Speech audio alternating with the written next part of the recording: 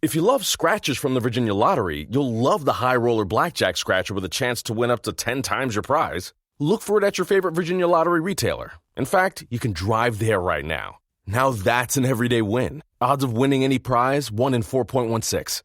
Live by Live has all of your favorite music, and you can listen for free. Whether you hit play on one of our hundreds of curated music stations or create your own custom artist radio station, you'll find the music you love on Live by Live. Visit livexlive.com or search LiveX Live in the App Store or Google Play and listen for free now. This is a Federal News Network podcast.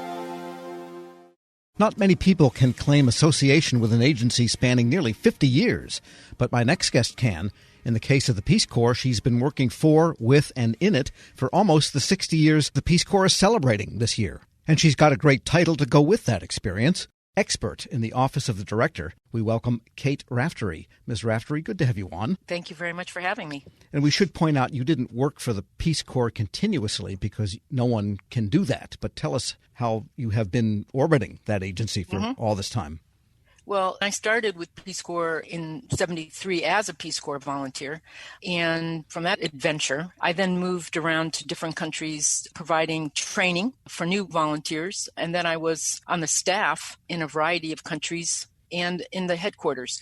Peace Corps has a very unique personnel guidance, which is you can only work 5 years with Peace Corps. And then you need to leave and be out for the same amount of time that you were in. So I would leave, never thinking I'd be back. And then that never worked out so well. And I came back numerous times. So that's what allowed me to have this relationship since 1973.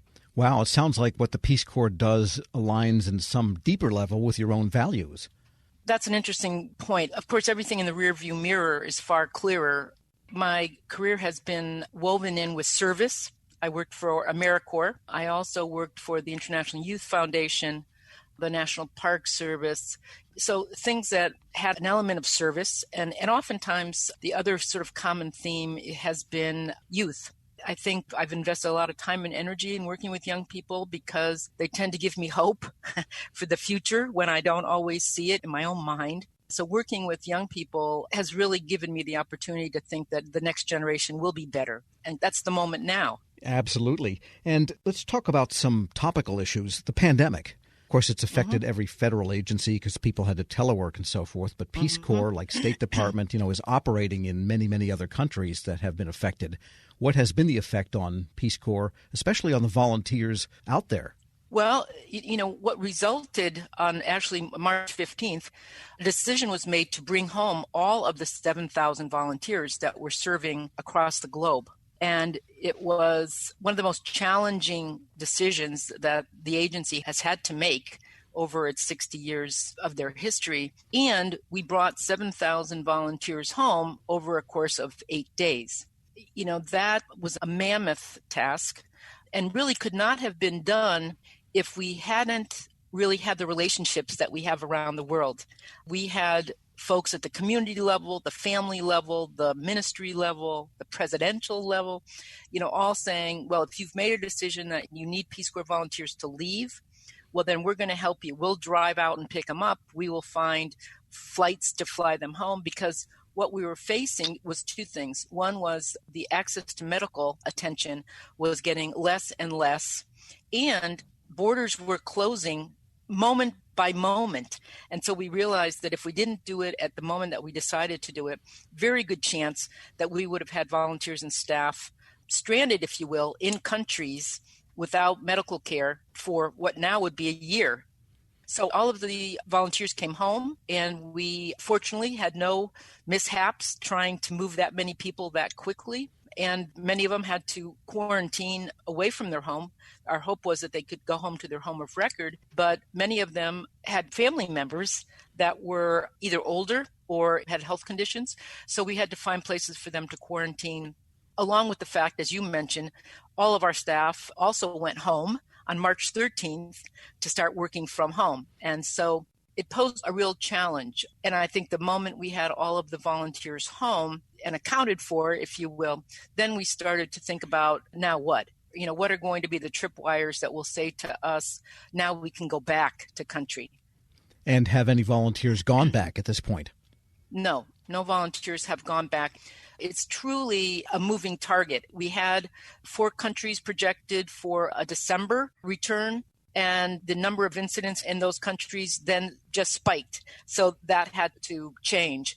And so what we're doing now is we're assuming that in spring, probably in June, we'll be able to have some volunteers go back. But in actuality, we don't believe that most volunteers will be able to return before the end of the calendar year, because it's not really, as you can imagine, it's not just up to us. We have 60 countries, and each one of them has a very different set of circumstances in terms of how COVID has impacted them and what they're still dealing with.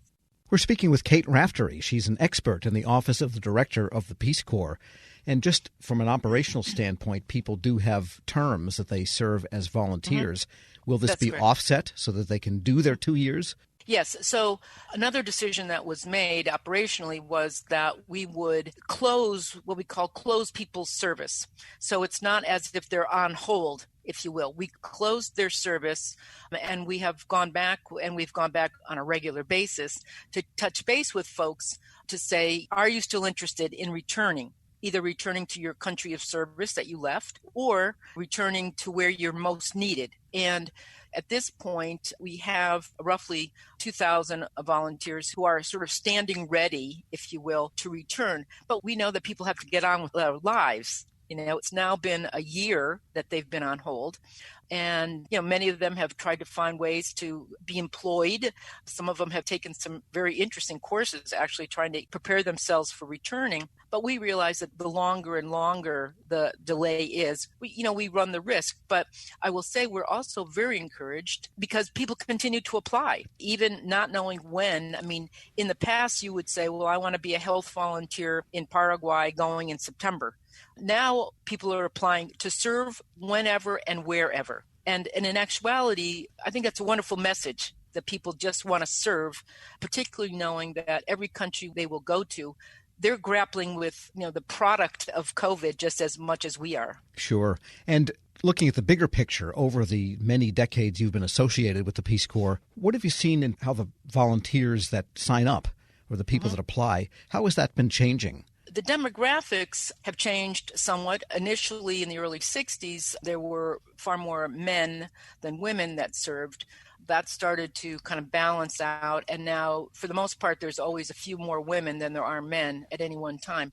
The majority of volunteers continue to be in their early to late 20s, although probably about 6 or 7 years ago, we saw the increase in the number of volunteers over 50.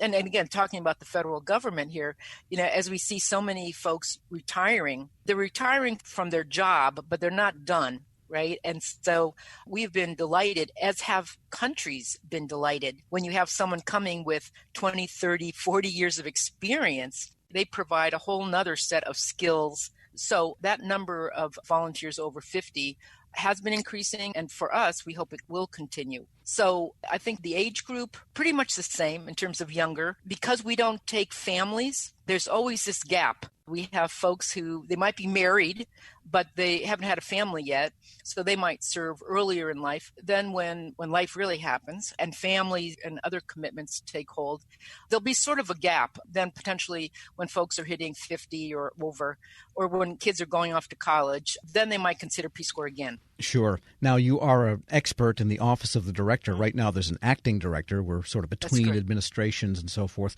When the permanent director takes his or her seat, what's your best advice for that person? Oh, my. Well, I guess it would be appreciative of the past, but challenge us for the future. I think that would be my message, because one of the things that became very apparent during the pandemic and the evacuation of all the volunteers is that we have this amazing relationship around the world. Peace Corps has played such a unique role in the development of countries around the world.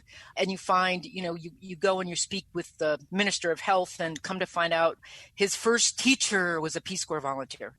And so I think there's a need to be appreciative of the past, but I think that this is a new world, and it's not 1961, it's 2021, and the countries where we're serving, the people we are working with are not the folks that I worked with when I was a volunteer. Their education level might be still less than some, but they have internet. They have cell phones. They're connected with the world. And so I think it is built on this amazing history, but challenge us to be as relevant as we could ever be going forward.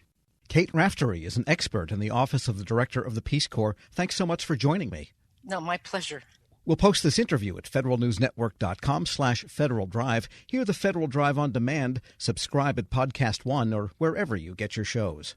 Next up, a tune that's sure to get you in the mood for dependable auto and home coverage. I don't want insurance providers. I have insurance. I have insurance. Insurance.